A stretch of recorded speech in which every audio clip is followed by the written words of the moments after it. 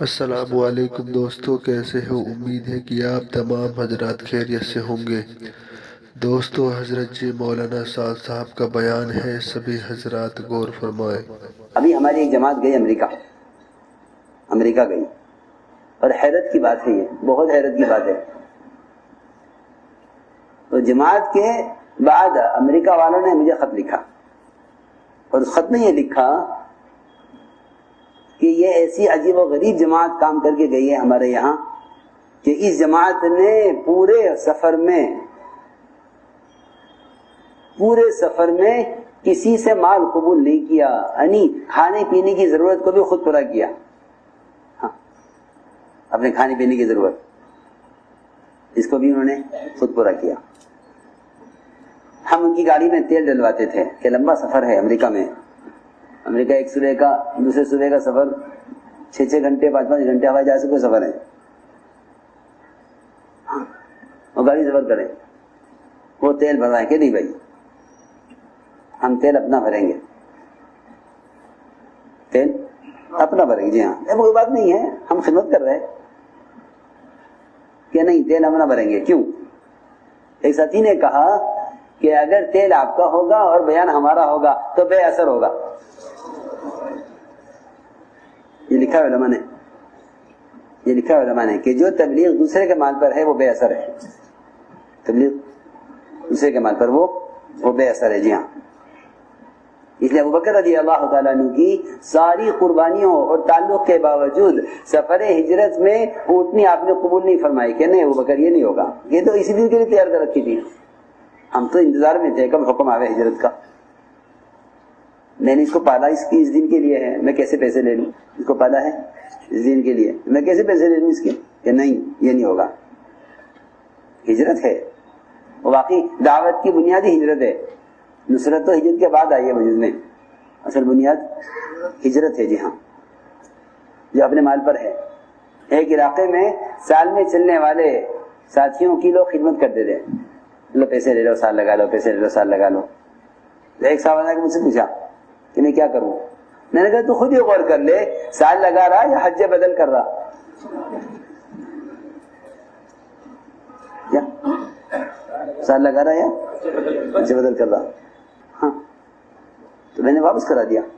تو ان صاحب نے مجھ سے کہا کہ میرا تو معمول ہے سال والوں کی کا تعاون کرنے کا۔ میں نے کہا یہ ان کا تعاون نہیں ہے، یہ ان کا نقصان ہے، یہ سال نہیں لگے گا۔ میں نے کہا نہ لگے سال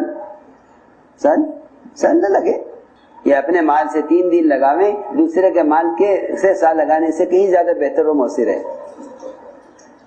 یہ 3 دن لگائے کیسے؟ اپنے مال سے، جی ہاں۔ ایک آدمی دوسرے کا مال سے 1 لاکھ روپے صدقہ کرے اور ایک آدمی اپنے مال سے 2 روپے صدقہ کرے، تو بتاؤ کون سا بھاری ہے؟ بولو، 2 روپے بھاری ہے 1 لاکھ روپے بھر، جی ہاں، یہ اصولی بات ہے کہ اپنی کمائی سے خرچ کرے۔ عمر رضی اللہ تعالیٰ عنہ سے ایک آدمی نے آ کر کہا منین میری مدد کر دیجئے، میں اللہ کے راستے کے لیے کی محنت کے لیے نکلنا چاہتا ہوں۔ حضرت عمر نے اس کو ایک زمیندار کے حوالے کر دیا کہ جاؤ اس سے کام لو، اس سے کام لو، جی ہاں۔ ایک صاحب مجھ سے کہنے لگے کہ تیری یہ بات تو ٹھیک ہے لیکن یہ ٹکراتی اس حدیث سے جس نے فرمایا ہے کہ اگر ایک اللہ کے راستے میں نکلنے والا بیمار ہو جاوے تو یہ اپنا سامان، اپنا خرچ اور اپنا سامان سفر جو تیار کیا ہوا ہے وہ اس کو دے دے۔ ہاں، میں نے کہا ہاں یہ حدیث میں بھی جانتا ہوں، ہاں، تم ان کا جیسا استغنا، ان کا جیسا تقوی لے آؤ تو یہ بھی ہو جائے گا،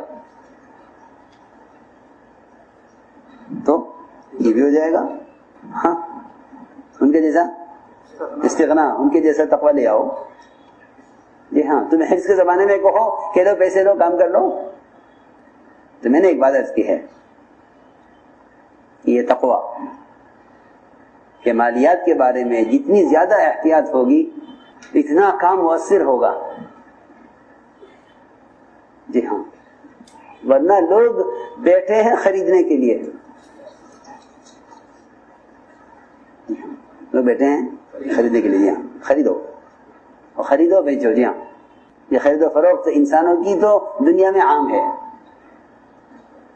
آپ جہاں بھی چلے جاؤ کسی بھی شعبے میں سیاست میں جاؤ، تجارت میں جاؤ، حکومت میں جاؤ، عہدوں میں جاؤ، دنیاوی جو شعبے ہیں ضروریات کی ان میں جاؤ، انسان کی خرید و فروخت ہر جگہ عام ہے.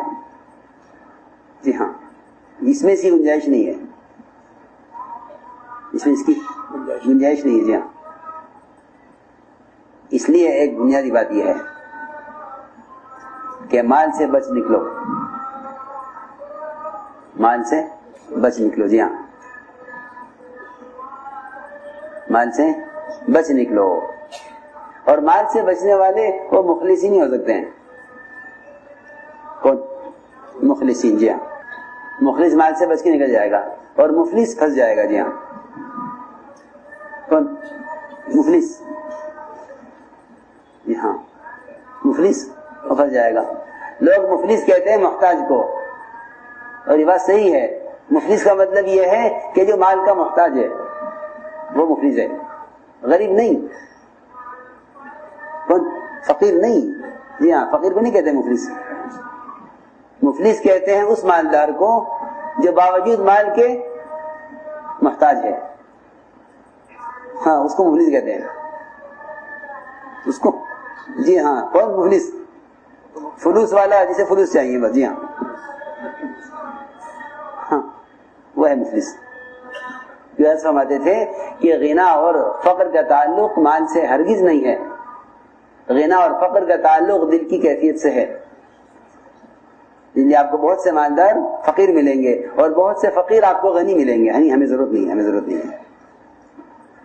ہاں، ہمیں ضرورت نہیں ہے. تو ایک اخلاص، اور دوسری بچ نکلنے کے لیے ایک بنیادی عمل ہے، وہ استخلاص. ایک بنیادی صفت ہے. کیا؟ استخلاص. یہاں استخلاص بہت بنیادی چیز ہے. استخلاص بہت بنیادی چیز ہے. جی ہاں، بہت سے مخلصین ہوتے ہیں لیکن استخلاص نہ ہونے کی وجہ سے بھی ضائع ہو جاتے ہیں. مخلص تو ہے مگر استخلاص نہیں ہے. اخلاص تو ہے، نہیں استخلاص نہیں ہے. ہاں، کہ استخلاص ضروری ہے. استخلاص یہ ہے کہ کام کو کام کا ہو کر کرو. کام کو کام کا ہو کر، اس کام کو کام کا ہو کر کرو. یہ استخلاص ہے.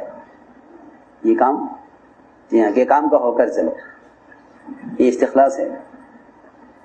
صحابہ کے واقعات سے استخلاص سیکھو. صحابہ کے واقعات سے استخلاص سیکھو. یہ سیکھنے کی چیز ہے، یہ سیکھنے کی چیز ہے. جی ہاں، استخلاص. وہ استخلاص کی حقیقت یہ ہے کہ اللہ رب العزت کام کرنے والوں پر ایسے حالات لاتے ہیں جس میں یہ دیکھتے ہیں کہ ان کے نزدیک کام مقدم ہے یا ان کے نزدیک اپنے تعلقات والے، اپنے قبیلے والے، اپنی قوم، اپنا صوبہ، اپنا ملک، اپنی زبان مقدم ہے. میری بات توجہ سے سننا، اس کا فیصلہ استخلاص سے ہوتا ہے. بعض صحابہ وہ ہیں کہ جس حضور اکرم صلی اللہ علیہ وسلم نے ان کی قوم کے خلاف فیصلہ کروایا انہی سے. جی ہاں، سعد رضی اللہ تعالیٰ نے ان سے فیصلہ کرایا ان کی قوم کے خلاف. یہ استخلاص ہے کہ نہیں، بات صاف ہے، ہم ان کے ہیں اور انہی کے رہیں گے. اگر قوم یہ کہے کہ ہماری کچھ رعایت کر لو، ہماری کچھ رعایت کر لو، تو استخلاص کے خلاف ہے. میں ضروری بات کر رہا، باطل کے داخلے کا راستہ جب ملتا ہے جب ساتھی میں استخلاص ختم ہو جاتا ہے، وہاں سے باطل داخل ہوتا ہے. ابو سفیان آئے مکہ مکرمہ صلح کی مدت میں اضافہ کرنے کے لیے، تو آپ نے صحابہ سے فرمایا کہ تمہیں اپنی بات پر جمنا ہے اس طرح کہ ابو سفیان مایوس ہو کر اور راضی ہو کر واپس جاوے. راضی کر کے بھیجنا یہ تو اخلاقی تقاضا ہے. راضی کر کے بھیجنا تو اخلاقی تقاضا ہے، اور مایوس کر کے بھیجنا یہ ایمان کا تقاضا ہے. ایمان کے تقاضے، ہاں مایوس کر کے بھیجو، باطل کو مایوس کرو، جی ہاں سنو غور سے، باطل کو مایوس کرو۔ ہماری ایک مشکل یہ ہے کہ جب ہماری طرف دعوت آتی ہے کسی دوسری جانب سے تو ہم چاہتے ہیں کہ انہیں بھی خوش رکھو، انہیں بھی خوش رکھو، تاکہ تم دونوں طرف سوار رہو، جس طرف کی جیت ہوگی اس طرف ہو جانا، جی